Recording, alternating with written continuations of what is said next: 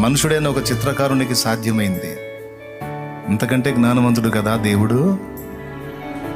సైతానుగాడు నీ జీవితాన్ని ఎంత చిన్నాభిన్నం చేసి గందరగోళం చేసినా, చక్కని ఒక ఆకృతిలో ఉన్న నీ జీవితాన్ని, నీ కుటుంబాన్ని, నీ సంసారాన్ని, నీ నీ నీ జీవితాన్ని చిన్నాభిన్నం చేసి వాడు అయిపోయింది నీ పని అని అంటాడు.